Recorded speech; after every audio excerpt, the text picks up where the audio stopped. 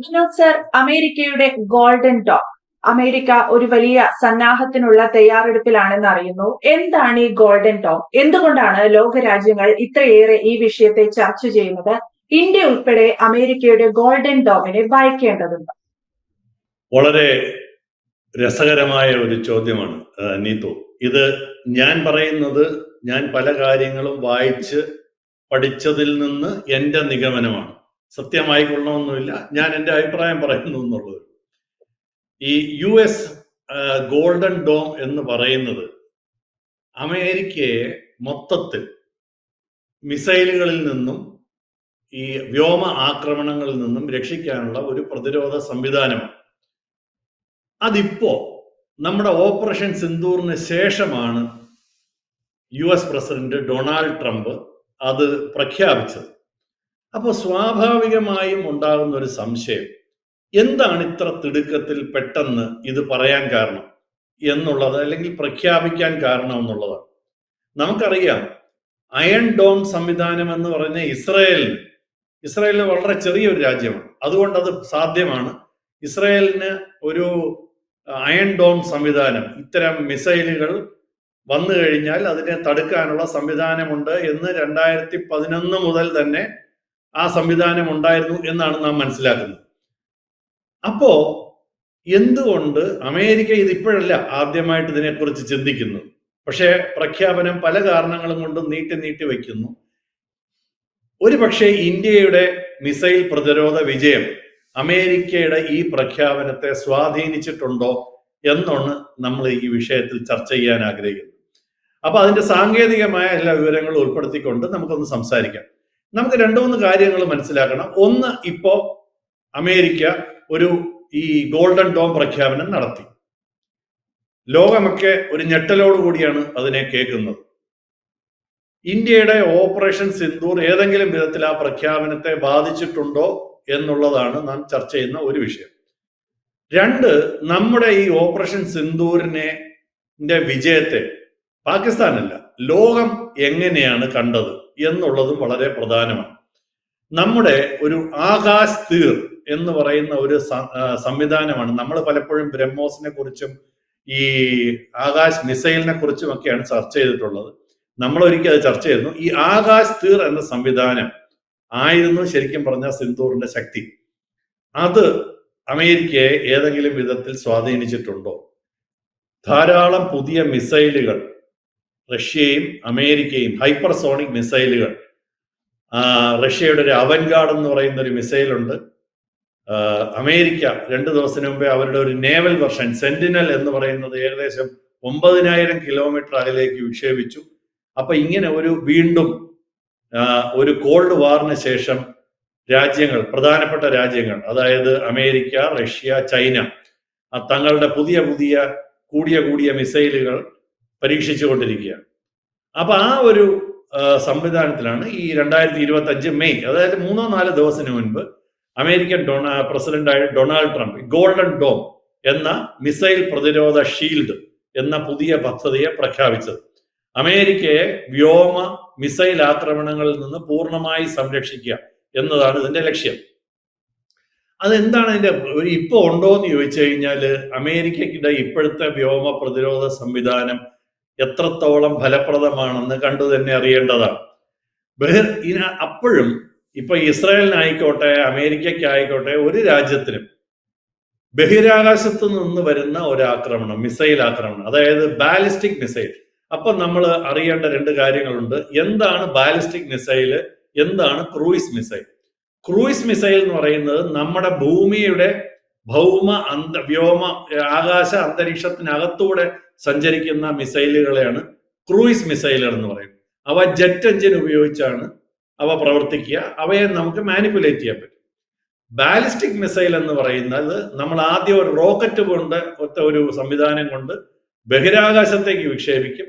എന്നിട്ട് നമ്മളത് എവിടെയാണോ അത് എത്തേണ്ടത് അവിടെ ഭൂമിയിലോട്ട് റീ എൻട്രി ചെയ്യും. അതായത് ഭൂമിയിലോട്ട് ബഹിരാകാശത്ത് നിന്ന് റീ എൻട്രി ചെയ്യും. അതിനെയാണ് ബാലിസ്റ്റിക് മിസൈൽ എന്ന് പറയുന്നത്. ഈ ബാലിസ്റ്റിക് മിസൈൽ 1000 കിലോമീറ്റർ പോകുന്നുണ്ട്, 2000 കിലോമീറ്റർ പോകുന്നുണ്ട്. 5500 കിലോമീറ്ററിന് മുകളിൽ പോകുന്ന ബാലിസ്റ്റിക് മിസൈലുകളെയാണ് ഇന്റർ കോണ്ടിനെന്റൽ ബാലിസ്റ്റിക് മിസൈൽ എന്ന് പറയുക. ICBM എന്ന് പറയും. അതായത് അമേരിക്കയ്ക്ക് റഷ്യയിലോട്ട് അയക്കാൻ പറ്റും, അമേരിക്കയ്ക്ക് ഇന്ത്യയിലോട്ട് അയക്കാൻ പറ്റും, അമേരിക്കയ്ക്ക് ഓസ്ട്രേലിയയിലോട്ടും ചൈനയിലോട്ടും അയക്കാൻ പറ്റും. അതാണ് ഇന്റർ കോണ്ടിനെന്റൽ ബാലിസ്റ്റിക് മിസൈൽ. ഇത് ശരിക്കും പറഞ്ഞാൽ അമേരിക്കയ്ക്കും റഷ്യയ്ക്കും ചൈനയ്ക്കും ഉണ്ടെന്നാണ് പറയപ്പെടുന്നത്. ഇന്ത്യയുടെ പല അഗ്നി മിസൈലുകളും ICBM ആയിട്ട് വളരെ എളുപ്പത്തിൽ മാറ്റാമെന്നും പറയപ്പെടുന്നു. അപ്പൊ ഇത്തരം ബാലിസ്റ്റിക് മിസൈലുകൾ, റീ എൻട്രി മിസൈലുകളെ ഇപ്പോഴത്തെ വ്യോമ പ്രതിരോധ സംവിധാനം വെച്ച് തകർക്കാൻ പറ്റില്ല എന്നാണ് ഒരു സങ്കല്പം. അതിനെ ഒരിക്കൽ വിക്ഷേപിച്ചു കഴിഞ്ഞാൽ അതിനെ തടുക്കുക എന്നുള്ളത് വലിയ പ്രയാസമാണെന്നാണ് പറയപ്പെടുന്നത്. അതുകൊണ്ട് ഈ ഇത്തരം ബഹിരാകാശത്ത് നിന്നുള്ള മിസൈലുകളെ തടയാനുള്ള ഒരു സംവിധാനമാണ് അമേരിക്ക ഈ ഗോൾഡൻ ഡോമിൽ കൂടി പ്രപ്പോസ് ചെയ്യുന്നത്. ഹൈപ്പർസോണിക് ആയിട്ടുള്ള മിസൈലുകളായിക്കോട്ടെ, ഡ്രോൺ ആക്രമണങ്ങളെ തടയാൻ പറ്റും. അത് പല തലങ്ങളിലുള്ള, നമ്മൾ മൾട്ടി ലെയർഡ് എന്ന് പറയുന്ന ഒരു പ്രതിരോധ സംഘടനയാണ്, സംവിധാനമാണ് പൂർണ്ണമായിട്ടും സംയോജിപ്പിച്ചത്. മറ്റ് ഘടകങ്ങളെല്ലാം കൂടെ ഇതാണ് അമേരിക്ക പ്രപ്പോസ് ചെയ്തിരിക്കുന്നത്. ഇതിലേക്ക് എനിക്ക് തോന്നുന്നു ഏകദേശം ഇപ്പൊ $25 ബില്യൺ അമേരിക്ക അനുവദിച്ചിരിക്കുന്നതെങ്കിലും ഇതിന് ഒരു $175 ബില്യൺ വരെ ചെലവ് വരുമെന്നാണ് കണക്കാക്കപ്പെടുന്നത്. വലിയ എമൗണ്ട് ആണ്. പക്ഷെ ഇത് ശരിയായി പ്രാബല്യത്തിൽ വരുമ്പോൾ ഏകദേശം $585 ബില്യൺ ചെലവാകും എന്ന് പറയുന്ന വലിയ ഒരു എക്സ്പെൻസീവ് പരിപാടിയായിട്ടാണ്. അപ്പോ ഇത് അമേരിക്കൻ പ്രസിഡന്റ് പറയുന്ന ഇതാണ് അമേരിക്കയുടെ അയൺ ഡോം. ഈ അയൺ ഡോം ആണ് എല്ലാവർക്കും അറിയാവുന്നത്, ഇസ്രായേലിന്റെ. എന്നാൽ അത് കൂടുതൽ വലുതായിരിക്കും, കൂടുതൽ മികച്ചതായിരിക്കും. ഈ രാജ്യം, അമേരിക്ക എന്ന് പറയുന്ന ഒരു വലിയ രാജ്യമാണ്, നമ്മുടെ ഇന്ത്യയെക്കാളും വളരെ വലിപ്പമാണ്. അത് എത്ര പേര് അത് അറിയുമെന്ന് എനിക്കുണ്ട്. അതായത് ഭൂമിയുടെ വിസ്തൃതിയിൽ ഇന്ത്യയെക്കാളും വളരെ വലിയ രാജ്യമാണ് അമേരിക്ക. ആള് കുറവാണെന്നുള്ളതേ ഉള്ളൂ. നേരെ മറിച്ച് ഇസ്രായേൽ എന്ന് പറയുന്നത് കോട്ടയം ഡിസ്ട്രിക്റ്റിന്റെ അത്രയും വലിപ്പമുള്ള, ഏകദേശം അത്രയും മാത്രം വലിപ്പമുള്ള ഒരു ചെറിയ രാജ്യമാണ്. അവിടെ അത് വളരെ എളുപ്പമാണ്. അമേരിക്കയ്ക്ക് അത് ചെയ്യാന്ന് പറയുന്നത് വളരെ വലിയ ഒരു കാര്യമാണ്. അപ്പോ അങ്ങനെ ഒരു സംവിധാനം, രാജ്യം മൊത്തം ഇങ്ങനെ ഒരു സംവിധാനം രാജ്യത്ത് അവരുടെ അമേരിക്കയുടെ ഓരോ ഇഞ്ചും സംരക്ഷിക്കാൻ വേണ്ടി നിർമ്മിക്കുന്നതാണ് എന്നാണ് പറയുന്നത്. എന്തുകൊണ്ടാണ് ഈ ഒരു പ്രഖ്യാപനത്തിനകത്തുള്ള ഒരു അത്ഭുതം എന്ന് പറഞ്ഞാൽ, അമേരിക്ക ദീർഘകാലമായി ഇത്തരം ഒരു പദ്ധതിയെ പറ്റി ആലോചിച്ചിട്ടുണ്ട്. പക്ഷെ അവരത് മുന്നോട്ട് പോയിട്ടില്ല. അതിന് പല പല കാരണങ്ങൾ ഉണ്ടായിരുന്നു. അതായത് ശരിക്കും അവർക്ക് ത്രെട്ട് ഉണ്ട്. നമുക്കറിയാം, ഉത്തര കൊറിയയ്ക്ക് ICBM ഉണ്ട്, ഭൂഖണ്ഡാന്തര ബാലിസ്റ്റിക് മിസൈൽ എന്നാണ് പറയുന്നത്. ഉത്തര കൊറിയ അമേരിക്കയുടെ ശത്രുവാണ്, അത് പരീക്ഷണം നടത്തിയിട്ടുണ്ട്. ചൈനയ്ക്കുണ്ട് ഹൈപ്പർസോണിക് ആയിട്ടുള്ള ശേഷി.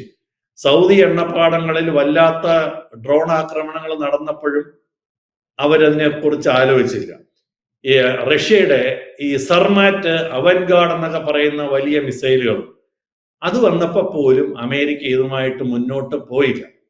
അതിന്റെ കാരണം, റൊണാൾഡ് റീഗന്റെ ഭരണകാലത്ത് ഈ സ്ട്രാറ്റജിക് ഡിഫൻസ് ഇനിഷ്യേറ്റീവ് എന്ന് പറയുന്ന ഒരു സ്റ്റാർ വാർ പ്രോഗ്രാം, നിങ്ങൾ എത്ര പേർക്ക് അത് ഓർമ്മയുണ്ടെന്ന് എനിക്ക് അറിഞ്ഞുകൂടാ, വലിയ അമേരിക്ക കെട്ടിപ്പറക്കി കൊണ്ടുവന്ന ഒന്നാണ് സ്റ്റാർ വാർസ് എന്ന് പറയുന്ന ഒരു കാരണം. അപ്പോ പക്ഷെ അത് കൊണ്ട് മുന്നോട്ട് പോയില്ല. എന്തുകൊണ്ടാന്ന് പറഞ്ഞു കഴിഞ്ഞാൽ, ആക്ച്വലി ഉള്ള യുദ്ധത്തില് എത്ര മിസൈലുകളെ ഇത് പറയുന്നത് പോലെ തടയാനാകും എന്നുള്ളതായിരുന്നു അവരുടെ ഏറ്റവും വലിയ സംശയം. മാത്രമല്ല വലിയ ചെലവ്. അപ്പൊ തെളിയിക്കപ്പെടാത്ത ഒരു സാങ്കേതിക വിദ്യ, ഒരു തിയറി മാത്രമാണ്. ഇങ്ങനെ ഞങ്ങൾ അവിടെ കണ്ടുപിടിച്ച് അങ്ങനെ ചെയ്യും. അപ്പൊ പിന്നെ അടുത്ത വീണ്ടും ചോദ്യം, പിന്നെ എന്തുകൊണ്ട് ഇപ്പൊ വീണ്ടും വന്നു എന്നുള്ളതാണ് ചോദ്യം. അവിടെയാണ് നമ്മൾ ഓപ്പറേഷൻ സിന്ദൂർ എന്ന് പറയുന്ന നമ്മുടെ പുതിയ യുദ്ധം മൊത്തം കളികളെയും മാറ്റുന്നത്. നമുക്കറിയാം, 2025 മെയ് മാസത്തിൽ പാകിസ്ഥാനിലെ അതിർത്തിയിലോട് ചേർന്നുള്ള ഈ പടിഞ്ഞാറൻ വ്യോമ അതിർത്തിയിൽ നമുക്ക് ധാരാളം ഈ നേരത്തെ പറഞ്ഞ പോലെ ഒരു കൂട്ടം ഡ്രോണുകൾ, 700ഓളം ഡ്രോണുകൾ ഇന്ത്യയിലേക്ക് തൊടുത്തുവിട്ടു അവര്. അതുപോലെ തന്നെ ഈ ലോയിറ്ററിംഗ് മ്യൂണിഷൻ എന്ന് പറയും, അതായത് ഈ ഇങ്ങനെ ആകാശത്ത് പറന്നു നടന്ന് 24 മണിക്കൂർ പറന്നു നടന്ന് കൃത്യസമയത്ത് കൃത്യലക്ഷ്യം കണ്ട് ആക്രമിക്കാൻ പറ്റുന്ന ലോയിറ്ററിംഗ് മ്യൂൺസ് എന്ന് പറയുന്ന ആയുധങ്ങള്, പിന്നെ മിസൈലുകൾ, ഇതെല്ലാം ഓപ്പറേഷൻ സിന്ദൂറിന്റെ ഇടയ്ക്ക് നമ്മൾ 100% ഫലപ്രദമായി ഉപയോഗിച്ചു. നമുക്കുണ്ടായ ഭീഷണിയെ 100% കണ്ടെത്തുകയും ട്രാക്ക് ചെയ്യുകയും തടയുകയും നശിപ്പിക്കുകയും ചെയ്തു. ശരിക്കും പറഞ്ഞാൽ ഈ ഡ്രോൺ അറ്റാക്കില് നമ്മുടെ പ്രതിരോധ സംവിധാനം ഉണ്ടായിരുന്ന ഒരു സ്ഥലത്തും ഒരു അപകടവും സംഭവിച്ചില്ല. അടിസ്ഥാന സൗകര്യങ്ങൾക്ക് ഒന്നും കേടുപറ്റിയില്ല. നമ്മുടെ ഒരു സംവിധാനത്തിനെ നശിപ്പിക്കാനായില്ല. റഡാറുകള്, ഡ്രോണ്, ഉപഗ്രഹ ഡേറ്റ, ഇങ്ങനെ ഒരുപാട് സാധനങ്ങൾ ഉപയോഗിച്ചാണ് ഈ ഓപ്പറേഷൻ സിന്ദൂർ സാധിച്ചെടുത്തത്. അപ്പൊ ഇതൊരു പൂർണ്ണമായും ഇന്ത്യ ഉണ്ടാക്കിയ, തദ്ദേശീയമായിട്ടുണ്ടാക്കിയ വ്യോമ പ്രതിരോധ സംവിധാനമായിരുന്നു. അപ്പൊ അത് നമുക്ക് ഈ നേരത്തെ പറഞ്ഞ പോലെ താഴ്ന്നു പറക്കുന്ന ഡ്രോണുകളെ കണ്ടുപിടിക്കാൻ വലിയ പാടാണ്. അത് ഈ ലോയിറ്ററിംഗ് മ്യൂണിഷൻ എന്ന് പറയുന്നത്, ഡീകോയ് ഡ്രോൺസ്, ഇതിനെയൊക്കെ കൃത്യമായി തിരിച്ചറിഞ്ഞ് വേണ്ടതിനെ കൃത്യമായിട്ട് നശിപ്പിച്ചു എന്നുള്ളതാണ്. ഇത് ആക്ച്വൽ യുദ്ധത്തിൽ സംഭവിച്ച കാര്യമാണ്. തിയറി വേറെ, പ്രാക്ടിക്കൽ വേറെ. നമുക്കറിയാം, ശരിക്കും പറഞ്ഞാല് ഇസ്രായേലിനാണ് ഏറ്റവും വലിയ സംവിധാനമുള്ളത്. ഇസ്രായേലിന്റെ സക്സസ് എന്ന് പറയുന്നത് 90%. അതായത് കൂട്ടത്തോടെ വരുന്ന ഡ്രോണുകളും മിസൈലുകളും വരുമ്പോൾ 90% അവർക്ക് തടുക്കുവാനുള്ള അവരുടെ ശേഷി. പക്ഷേ ഏറ്റവും വലിയ സംഭവം ഇന്ത്യയുടേത് ഏകദേശം 100%. ഒന്നോ രണ്ടോ എണ്ണം ചെറുതായിട്ട് ഇവിടെ എന്തൊക്കെ സംഭവിച്ചു, അതും ആക്ച്വലി പ്രശ്നമുള്ള സ്ഥലങ്ങളിലൊക്കെ വീണ്, ഗ്രാമങ്ങളിലും, അതായത് ആ ഭാഗത്തൊന്നും അതിന്റെ സംവിധാനം ഇല്ല. അപ്പൊ ഇത്തരം ഒരു സംവിധാനം ആളുകളെ അക്ഷരാർത്ഥത്തിൽ ഞെട്ടിച്ചു എന്നുള്ളതാണ് സത്യം. അപ്പൊ ഈ ഓപ്പറേഷൻ സിന്ദൂർ വിജയിച്ച് 48 മണിക്കൂറിനകത്ത് അമേരിക്കയുടെ പെന്റഗൺ, റാൻഡ് കോർപ്പറേഷൻ, നാറ്റോ എന്നിവിടങ്ങളിലെ US പ്രതിരോധ വിദഗ്ധന്മാർ ഇതേക്കുറിച്ച് സൂക്ഷ്മമായി പഠിച്ചു എന്നാണ് പറയപ്പെടുന്നത്.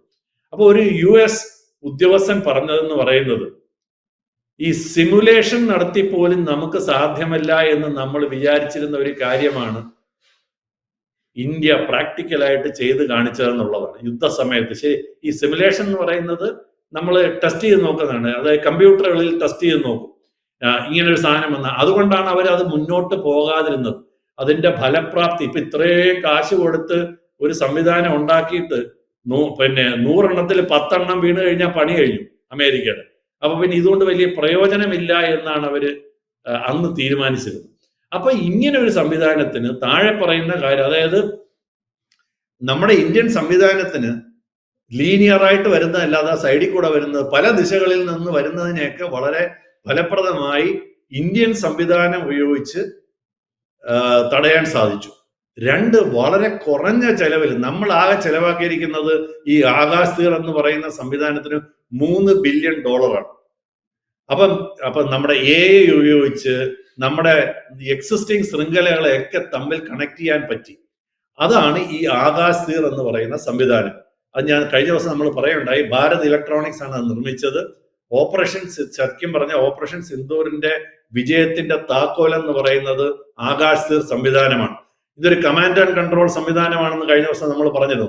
അപ്പൊ നിരവധി ആയുധ platform, Akash missile, Barad missile, സെൻസറുകള്, റഡാറുകള്, ആശയവിനിമയ സംവിധാനങ്ങൾ, ഇവയൊക്കെ തമ്മിൽ കൂട്ടി യോജിപ്പിക്കുന്നത് ഈ പറയുന്ന ആകാശ് തീർ സംവിധാനമാണ്.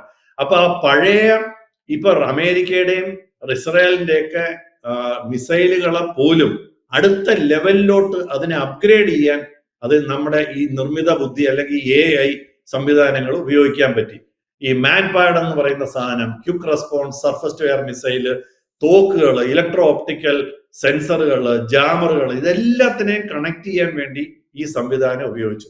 അപ്പൊ ഭീഷണികളെ അത് കറക്റ്റായിട്ട്, അതായത് ത്രെട്ടിനെ നമ്മൾ തരംതിരിക്കും. ഇതെന്താണ് സാധനം, ഇതെന്താണ് സാധനം, ഇതെന്താണ് സാധനം, ഇതിന് ഏത് മിസൈലാണ് വേണ്ട, ഇതിന് തോക്ക് മതിയോ, ഇതെല്ലാം ഓട്ടോമാറ്റിക് ആയിട്ട് സാധിച്ചു എന്നുള്ളതാണ്. അപ്പോ ഈ കാപ്സ്, IRD എന്നൊക്കെ പറഞ്ഞിട്ടുള്ള ഈ ഈ ഡിഫൻസിന്റെ ഏജൻസികൾ ഈ ഏഷ്യയിലെ ഒരു വൻ തദ്ദേശിക സൈനിക AI വിജയമായിട്ടാണ് ഈ ഓപ്പറേഷൻ സിന്ദൂറിനെ കാണുന്നു എന്നുള്ളതാണ് എന്റെ കാര്യം. അപ്പോ നമുക്കറിയാം, ഇസ്രയേൽ മാത്രമാണ് ഈ അയൺ ഡോം ഇതിൽ യുദ്ധത്തിൽ ആക്ച്വലി പരീക്ഷിക്കപ്പെട്ടിട്ടുള്ള സാധനം. അതൊരു ഹ്രസ്വദൂര ചെറിയ ചെറിയ മിസൈലുകൾ, അവരുടെ രാജ്യത്തോട്ട് വരുന്ന ചെറിയ അവർക്ക് അതിന്റെ ആവശ്യമുള്ളൂ. ആ മിസൈലുകളെ തടയാന്നുള്ളതാണ് ഈ അയൺ ഡോം.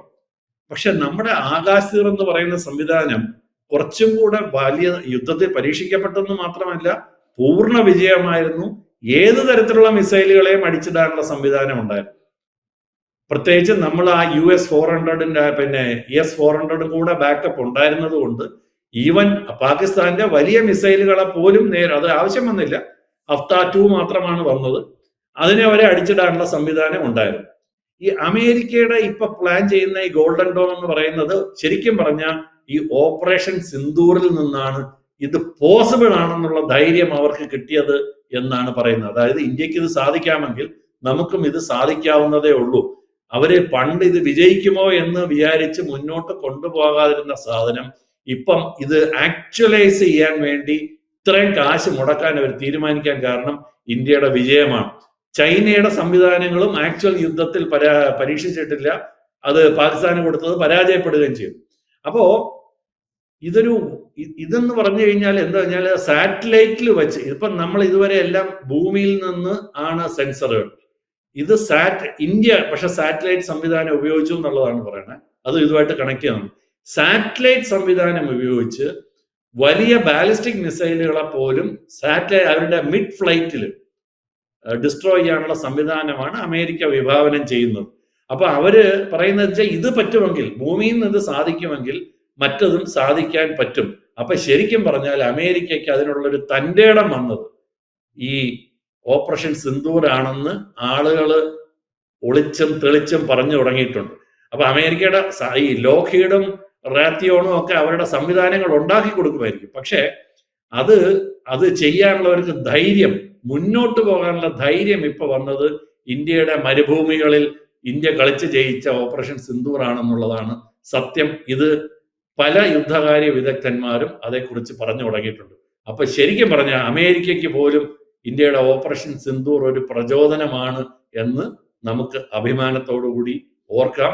ഇന്ത്യക്കാരെന്നുള്ള നിലയിൽ ഇന്ത്യയുടെ സാങ്കേതിക വിദ്യയിൽ നമ്മൾ അഭിമാനിച്ച് തന്നെ വേണം. അതാണ് ഇതാണ് നീതു എനിക്ക് ഇതിനെ കുറിച്ച് പറയാനുള്ളത്. യെസ്, എന്തായാലും അമേരിക്കയുടെ ഗോൾഡൻ ഡോമിന് പ്രചോദനമായത് വിനോദ് സാർ സൂചിപ്പിച്ചതുപോലെ ഇന്ത്യയുടെ ഓപ്പറേഷൻ സിന്ദൂർ ആണ്.